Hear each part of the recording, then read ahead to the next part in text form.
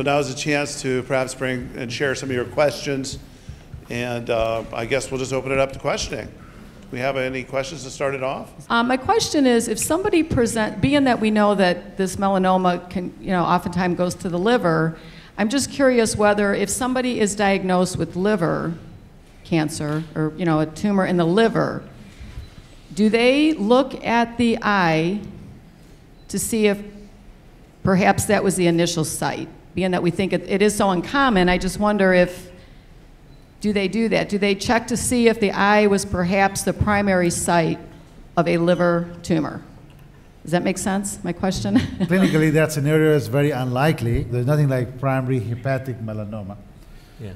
And whenever there is, patients have so-called metastatic melanoma anywhere, they check the skin, typically for lymph nodes, if they find lymph nodes. But if it's in the liver, they will ask for eye exam, but that's very, very uncommon. There are a lot of cancers that can affect the liver, the colorectal cancer and primary liver cancers. I was, when I was in my training in Boston, I remember I had a patient who was a gastroenterologist who happened to be from India, and he said they had a proverb. He said, I don't think he was pulling my leg either. He said, they said, beware the one-eyed man who has jaundice. So the symptom was the liver, but in fact, this fellow had his eye removed. I've heard of other cases where people had their eye removed remotely, 5 years or more, and then died of liver failure. I can't really discuss specifics, but there was a very famous person. There's speculation that they had actually had ocular melanoma spread to the liver. Great question.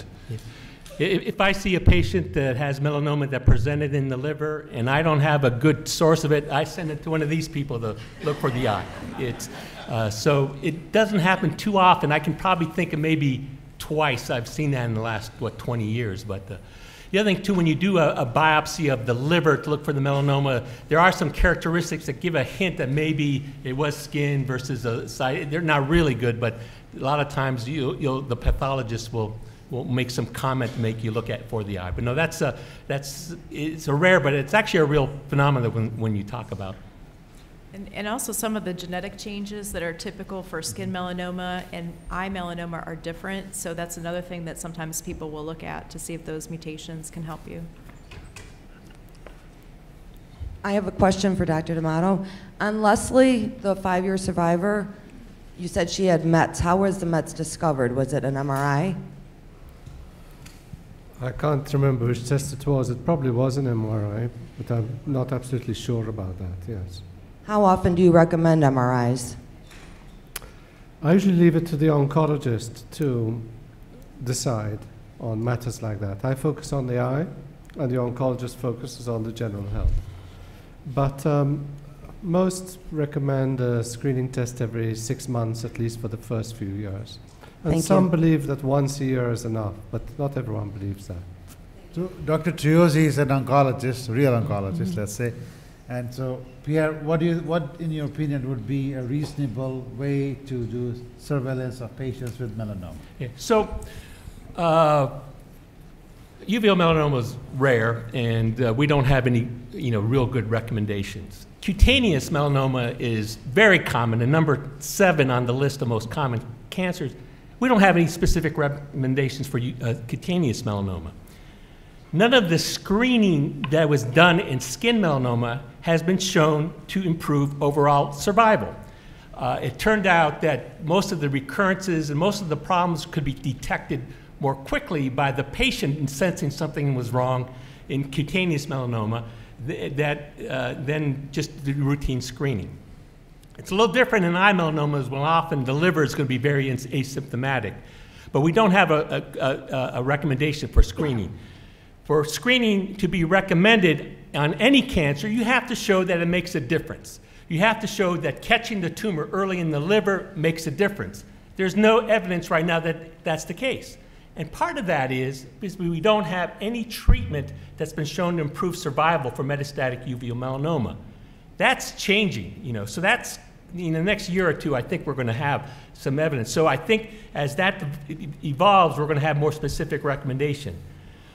At Cleveland Clinic and at Wake Forest one now, we do every 6 months screening for 5 years.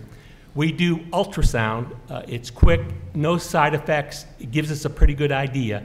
And really, in terms of way we manage melanoma now, we're not looking to find the tiniest bit of melanoma. If you had a tiny bit of melanoma that's been there for 5 years, there may not be any advantage to giving you something potentially toxic and does not work.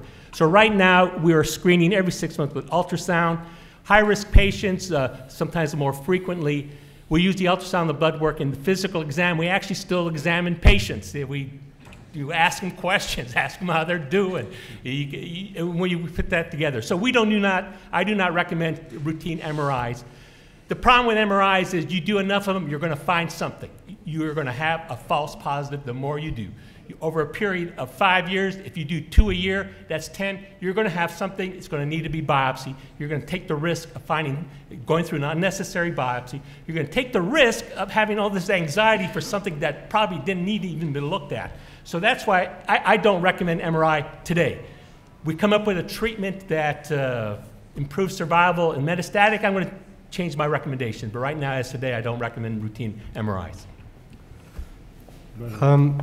There are some ophthalmologists who don't believe in any screening at all because they say treatment doesn't work. But treatment does work in some patients, especially if it's possible to remove the tumor surgically. Some patients are lucky enough to have just an isolated metastases, and that they can live many years after that. But apart from actually treating the patients to prolong their survival, our psychologist has found that the liver scans are very beneficial psychologically, because she has found that when a patient has a normal liver scan, they can compartmentalize their fears and they can have peace of mind that if they get metastasis, it won't be the next 6 months. Now, we're all going to die one day, but we know it's not likely to be the next 6 months. So that's what this scan showed. It shows that the next 6 months, they're likely to be trouble-free, and so that makes a very great difference. So that's what I say to ophthalmologists who don't believe in any screening at all. Now, whether it's ultrasound or another scan, that's up to the oncologist to decide. Yeah. Well said. If I might follow with a pointed question, specifically, does the patients, for those that have had genetic testing, does that influence your recommendation for screening?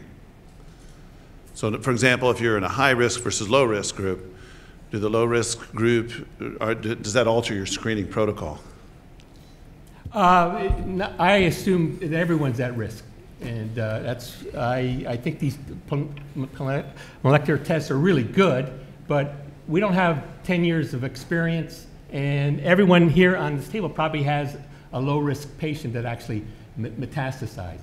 So I assume everyone's going to do poorly, and I tell my patients that, chances are you're going to do good, but I'm going to assume the worst. I'm going to assume that this is going to metastasize. That's the approach I'm going to take. Yeah, we do have experience going back to 1999 with molecular testing. And what we have learned is that there are these false positives which cause problems. So if you've got class 1 melanoma and, or a disomy 3 melanoma, then the chances of a false result outweigh the chances of a true result. But if you've got a class 2 melanoma, then or a monosomy 3 melanoma, then it's the other way around. So in Britain, if a patient did not have a significant risk of metastasis, we were able to tell them, don't worry about any screening, just keep your fingers crossed and hope for the best. In the United States, it's a different approach. All patients get screening, but some have more than others, as you recommend yourself. So in screening, there's another side to it. Do you really want to know? Do you really want to know that you have a tumor and that you will have only, say, 6 months after that? Because we know as of now, we don't have very effective therapies. In some cases, you may respond well to laser ablation, etc., and we'll have a talk about that.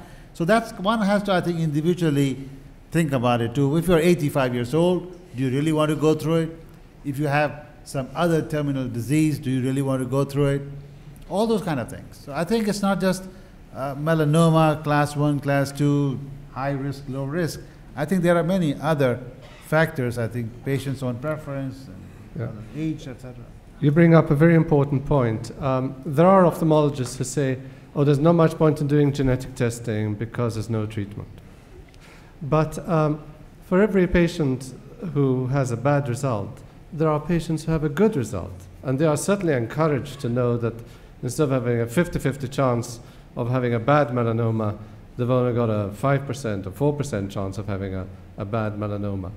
And secondly, what our psychologist has found, counterintuitively, that uncertainty causes more distress to patients than actually knowing they've got a bad melanoma.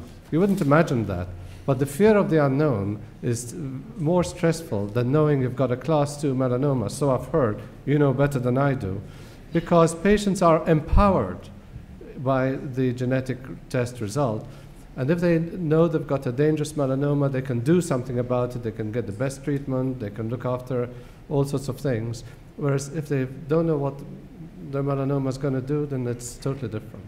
So we just finished a study, and it's under publication, with Isabel Schurmeyer here at Cleveland Clinic, of 150 patients who were part of a trial, and we did psychometric testing and also decision regret analysis. And what we found that over a period of 12 months, they had a questionnaire they answered before and prospectively over a year, that there was 10% of patients that had decision regret. They regretted wanting to have prognostication. So at that moment, you think you want to know as much as you want, and that's the trend across the United States for all cancers. But there is this element of regret. Later on, you say, do I really want to know whether if I get bad news, do I really want to know that? So that's also a little bit complex, and I think people should be counseled appropriately. Maybe we don't have enough time to do that in our clinics, but that's kind of is necessary. I think people should know that if you get into this route, you are getting information, and that information may not be what you want to know. In Britain, we found the opposite. It's a different country, you know. Well, actually, that's come up in our clinic a number of times, and the folks at Castle Biosciences proposed one alternative I want to throw out there. You know, the decision is pressed. You're going through your shock and awe phase. Next thing you know, on treatment, you have to have the biopsy at the time of your plaque, which you can't have it later. And you're just starting to learn about this disease. And it's just really a tough decision to make. And oftentimes, you haven't had time to properly think it through, perhaps, and it may not have been discussed very well beforehand. 2 comments. 1, you can actually take the biopsy at that time, store it in the freezer, and answer the question later if you want. That DNA will be good for years. I don't know anyone who's done that, but that's been a proposal. I think that's all I'll say about that right now. No, you can actually do the test and not tell the result and wait till you make up your mind to know the result. That's the other way. You can just go through the process, but don't tell the patient till the patient wants to know. Well, and then you say, now we can let you know. There's a charge from the insurance company, though. Yeah, so okay.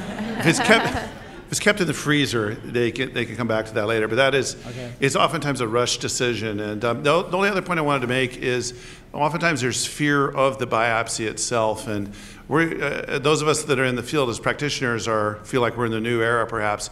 But there's still ophthalmologists out there that will tell you, do not let them biopsy your tumor because that will spread the cancer, and that is simply not thought to be the case. So do any of you want to comment on the biopsy safety? Yeah, the chances of spreading tumor around the body are very small. People think of these tumors as behaving like dandelions. You blow them and you spread the tumor. And that's caused a lot of harm, that analogy, because that's not how they behave. They behave like bee colonies or ant colonies. As soon as the queen ant decides to swarm, or the queen bee decides to swarm, the colony swarms whether there's anyone near that beehive or not. It's a biological thing. But having said that, there can be complications from the biopsy. I have seen an occasional patient, 2 patients who had seeds on the outside of the eye, treated easily with a bit of freezing treatment and removal. Hemorrhages, you can get infections, the retina can fall out of place. These are all very rare, but when they happen, they're problematic. For patients who just don't feel comfortable having the tumor poked before treated, for many years I've been doing the biopsy after completion of the radiotherapy, once the tumor is sterile. And the results have been very valid. But that's using MLPA genetic testing. With gene expression profiling, it's said that that doesn't work, although not everybody believes that. I'll just make a comment that there is now a company that's offering MLPA testing called Impact Genetics. So that's something that is now becoming available in the United States commercially. So that's just good to know about. So coming back to the risk of biopsy, in our study of 150 cases that we followed over 3 years, the risk of visually significant complications such as hemorrhage and retinal detachment is less than 1%. Out of 150 patients, we had one patient that required surgical intervention to remove the blood. I think she's here in the audience. And one patient that required a retinal detachment repair. So there's 2 patients out of 150 that had complications from the needle biopsy for prognostication. So numbers are low, it's very safe technique. The question is whether you want that information or not. Question. For Dr. D'Amato, I was treated very recently, the first week of October. I had my plaque procedure, and it was at Princess Margaret. And my, I guess, observation is in terms of genetic therapy. You said in the case of the UK, for example, it will help determine the next level of procedure, whether one gets MRI or CT scan. In my case, I requested a CT scan, which I'm having on Monday. It took me a week to request it and have it.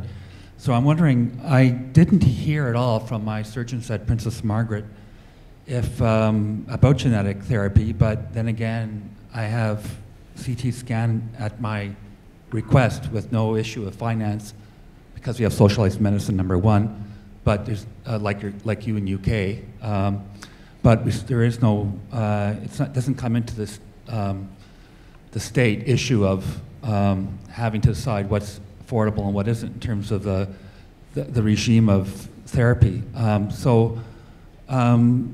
Oddly, I didn't hear about genetic therapy at Princess Margaret from my surgeons, but then again, I have those other tools at my disposal because for some reason it's very accessible to me. So that's my observation. If you want to comment, that's good too. As an ophthalmologist, I'll leave it to the oncologist to speak about screening for liver disease. But all I would say is that CTs expose you to radiation, to ionizing radiation. And if you have a CT every 6 months for the next 10, 15 years, then that radiation is going to build up over the years. So that's one reason why I have preferred not to have CTs that expose patients to radiation. Also with PET scans, there have been studies that suggest that the PET scans are not as good with uveal melanomas as they are with cutaneous melanomas. I'd be interested to hear your opinions about that. Yeah, working with Tom Olenke at Ohio State, he's mentioned that PET scans have about a 10% false negative rate. So sometimes 10% of melanomas may not light up on the PET scan. So that's what I've heard from our oncologists. So from what I know, I think PET scan is good if you don't know where the tumor might be. So you're screening the whole body. But in uveal melanoma, 90% of the time it's in liver. So you have a target organ, so you image that organ, you'll probably find that to be more useful.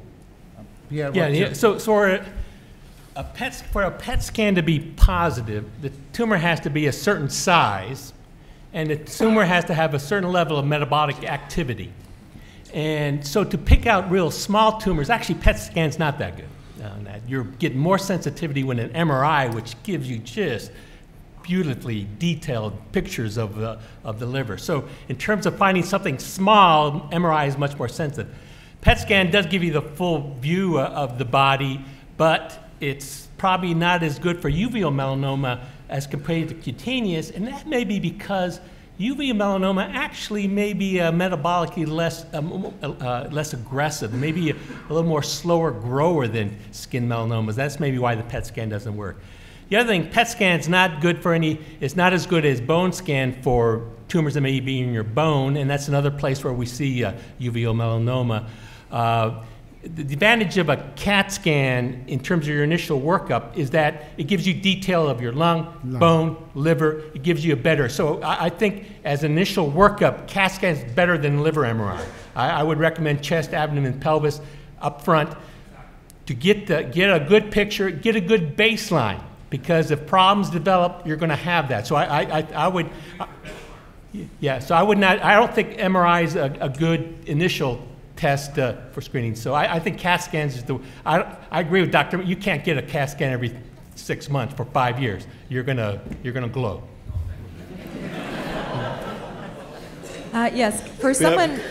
Another question here. A question that will be.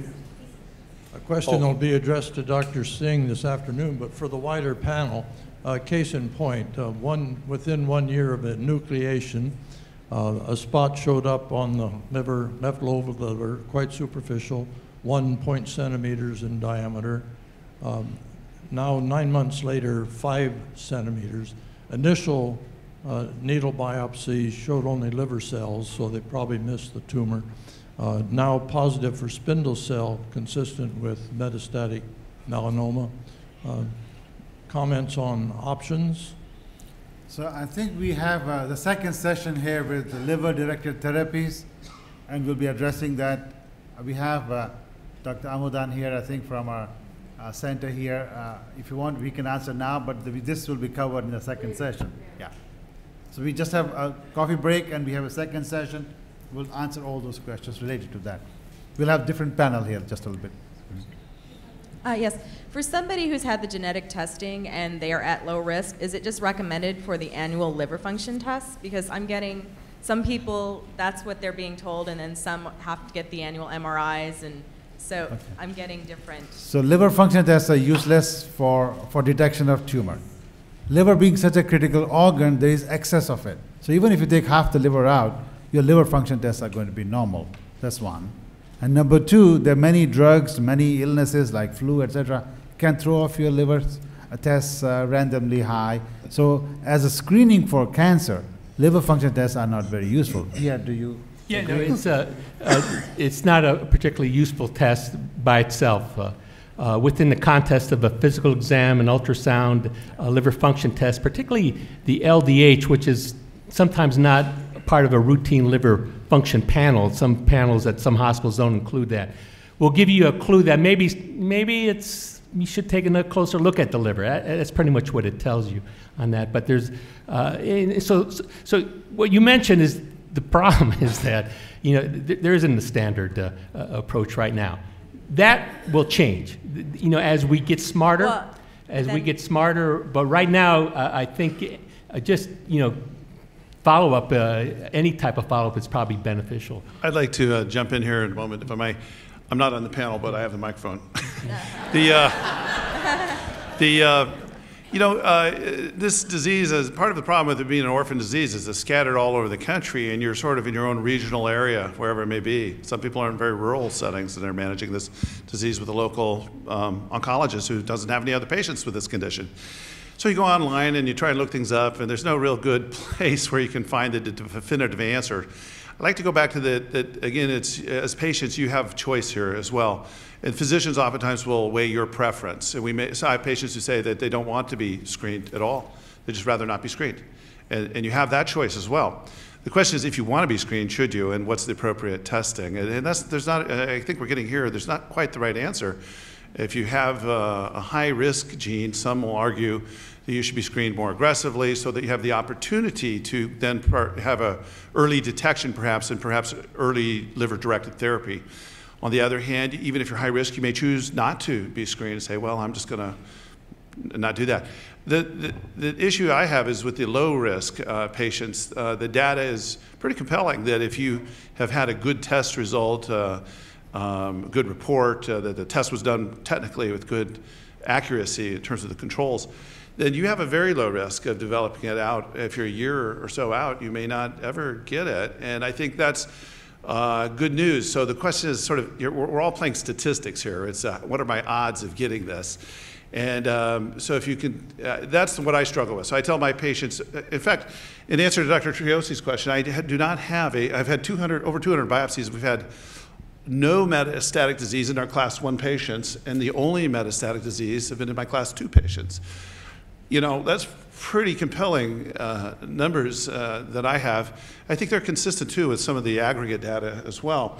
So again, you sense we're waffling a little bit, saying, well, maybe this, maybe that, and discuss it with your oncologist. But again, I think each of you take the data, process it yourself, and come up with what's the best solution for you. If you want that MRI, then I think it's of good quality. It can be value to you for quality of life reasons that Dr. D'Amato suggested.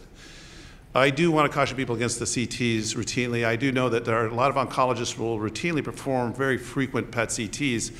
And I don't understand that. Dr. Triosi, why do some of your colleagues, why are they so aggressive with the PET CTs? It's easier to order that than actually talk and examine the patient. No, but you know, and Dr. D'Amato is going to come across this. You have to now show that what you're ordering is cost effective. And we're not going to have that money to do these things. You know, I would argue against that, though. That's the thing, the cost effectiveness. We're on the forefront of things to a certain degree right now. And if you're looking for an established standard of care to make those decisions, I know insurance companies like to drag their heels, it's not going to show up. Yeah. And so some of our therapies and treatments are so new, and being of an orphan status, no one really knows what the right answer is. So, you know, that's... I think I talk about the science and art of medicine. The science is when you have the data and you've done all the appropriate controls and a reasonable group of experts will agree that this is the standard, et cetera. The art of medicine is where all you guys are, though. You're kind of in it right now as individuals, and we're trying to make that. There's not two of you, there's only one of you. And we are taking best educated guesses, I suppose, as to what the appropriate treatments and recommendations are. Out of 600 patients who had MLPA in England, there were 4 who developed metastatic disease in the first 10 years. So if you work out, that's less than 1 in 200 per year. So if everyone has a scan twice a year, that's 400 scans a year to pick up 1 patient with metastasis. So how much is an MRI or CT? Multiplied by $1,000. So it's $400,000 per year. But then, as we've heard, there's also the false positives and so on. So if we're entering an area, or if in an area where there's lots of financial constraints, then these are very important. Think about a lawsuit, that could be 40 million, so that's the other thing. One lawsuit will offset all of this. Yeah. So it's a whole different system. It's a whole different system. I mean, I think there are other options for screening as well besides MRI. MRI is extremely expensive. Not all centers have that. Ultrasound is, can be a reasonable way to screen the liver. That it kind of depends on the center. Some centers, really have very good ultrasound, so that might be another option to explore that's less expensive. Yeah. Yeah. I just wanted to ask. I've actually been in an adjuvant trial, and I just finished with MD Anderson for the Yervoy-IPI trial, which I concluded successfully at this point, and I'll be doing the scanning and I don't know if I think it's going to be ultrasounds and then CAT scans alternately throughout the year for every 3 months. So I know that I'm kind of ahead of the game where most people haven't had the adjuvant opportunity. So once you go through an adjuvant trial and you get through that, and are you then at that point you just sit and wait until you either it either doesn't metastasize, or do you continue to try to look for other treatments? I mean, most adjuvant treatments are within the first year, correct? Right. I mean, like the one I talked about, you had to be within 3 months of the diagnosis, for example. So right. Yeah, kind of right after you're diagnosed. But I think, obviously, you want to try to, get back into living your life and just trying to do the things that you enjoy. I think that's really important. Probably you're not going to want to go from one adjuvant trial to another adjuvant trial. I think that would probably be a mistake. But yeah, it's good. It's important to get screened, and I think that's great that you went through that, and congratulations. Well, the other part of that for me is I was very set on finding an adjuvant trial for this systematic part of the cancer, but now I'm having major problems with my eye. And I need to try to backtrack and get that back on course, but where I'm from, they don't, I mean, I go to MD Anderson in Houston. I live in St. Louis, and they don't talk about injections for your eye or anything like that to help the inflammation that can happen with Uribai. Yeah, so iritis is a known complication of Uribai, and that might be. Is it related to the inflammation from the treatment or from radiation retinopathy? I had the plaque therapy, and I've had double vision, and I believe there's fluid in my eye, and my optic nerve is actually inflamed, and I have terrible migraines. They're debilitating. And so at this point, I'm more here. I've already done the adjuvant treatment. I'd like to, find out, once you're that far out from your plaque therapy, is there something that you can do for the eye when it's that troublesome? It just depends what the real findings are. I think it's kind of difficult to give a comment because there could be many things happening, to be honest, yes. Okay. But I know that Uribai itself can cause inflammation of the eye. So that's a very significant. Many patients would have loss of vision from radiation or removal, and then you have only one eye, and then you have Uribai, and then you get iritis or inflammation in the only eye that you have. And Dr. Triozzi and myself, we have had patients of that kind. So that's also something to consider. These drugs are not without side effects. I mean, Uribai has significant it's morbidity. a major cause of uveitis. It's one of the risks you take with a drug that's. Well, they haven't really indicated that was a problem. They know that I'm on the Yervoy, but then again, they don't know a lot about it. So if that is a side effect, that hasn't been determined that's a side effect for me at this point. So I guess I could go back and ask. Oh, you have some good doctors in St. Louis. I would check with them. I'm sure they have extensive experience with people on Yervoy ipilimumab. To give you some sense if that's playing a role. Two comments. When you're in a clinical trial, there are protocols for follow-up. So you had it clearly defined for a period of time, and now that that's expired, you're back sort of with the rest of us saying, gee, now what do we do? And there's not rules or laws or anything that guide us there, so it is a best judgment there. So I'm sorry there's not an answer for that. The other thing I just want to comment on participation in clinical trials. We don't know, some of you may say, gee, I want to get in one, or I don't know, should I be in one or not? And clinical trials are being performed because we don't know if they work. So some people, there is a misconception among some patients that the clinical trial must work, and therefore I'm going to get into it and it's going to help me. And the reality is you don't know if the trial is actually going to help you or not. So the patients that I have that are participating in these sort of trials, I thank them. I say on behalf of the rest of the patients, you're soldiers in the Army here, and you're going out there to see if this stuff works for the rest of us. So if you're not in a clinical trial, it doesn't mean that you won't benefit ultimately from a clinical trial if success is found somewhere along the way. And so I also want to point out that clinical trials bring their own burden of excessive testing sometimes, more than what routine clinical practice might be. Also frequent travel to certain places. And when Dr. Triozzi and myself, we conducted our trial, the uptake was only 30% because of certain costs and other things. Priya, you want to elaborate on that? In clinical trials, typically the follow-up, particularly in the adjuvant trial, is pretty well defined, and I would suspect that MD Anderson's going to be all over you and trying to tell you need to get this scan at this time point or get this blood test at this time point. And typically for an adjuvant trial, that usually runs for 5 years. So I would think you're going to be under most clinical trials. So the advantage is getting a clinical trial. You get the opportunity to try an exciting new drug, like we heard about this morning. But also you get the advantage of getting probably the state of the art in terms of the monitoring. And we saw a list of, Dr. Sabella listed of these new blood tests that are being evaluated, these new tumor tests on that. So there could be some potential advantages for that.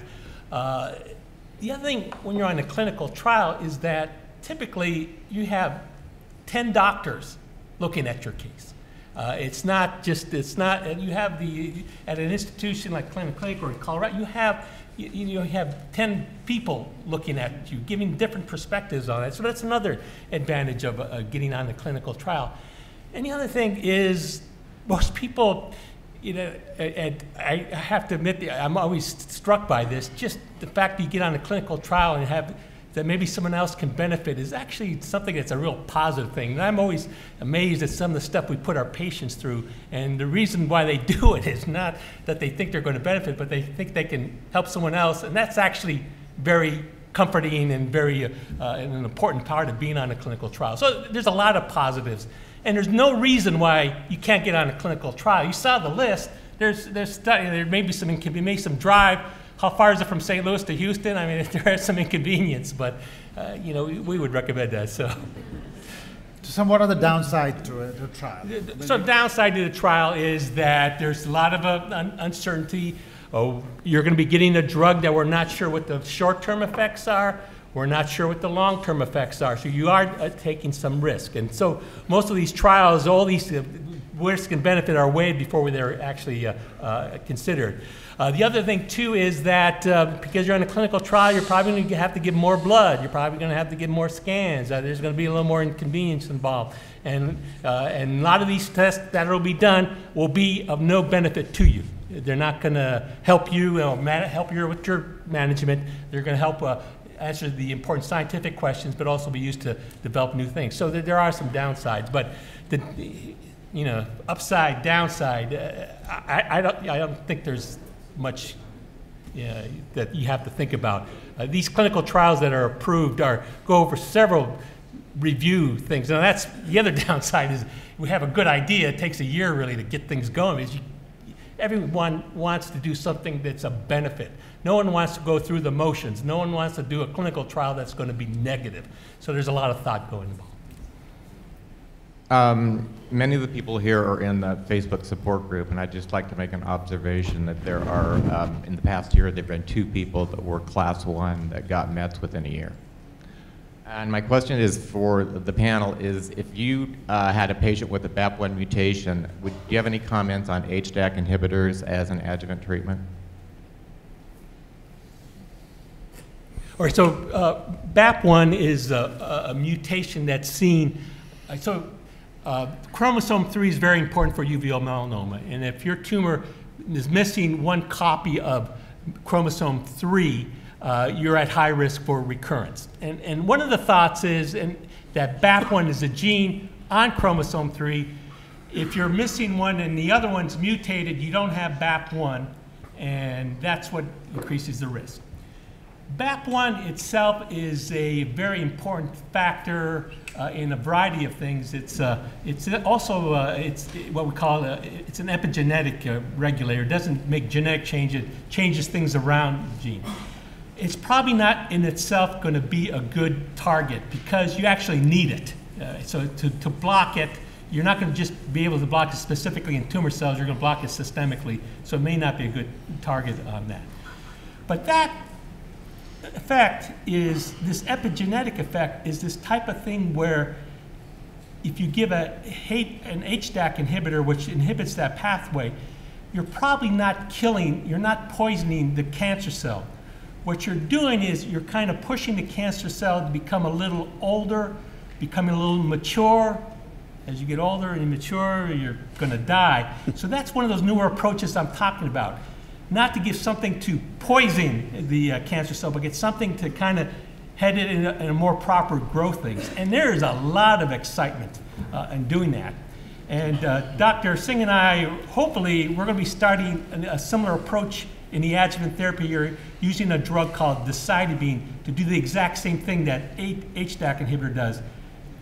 Not affect the tumor itself, but kind of get the cell to grow more orderly. So that's a hot area. Dr. D'Amato?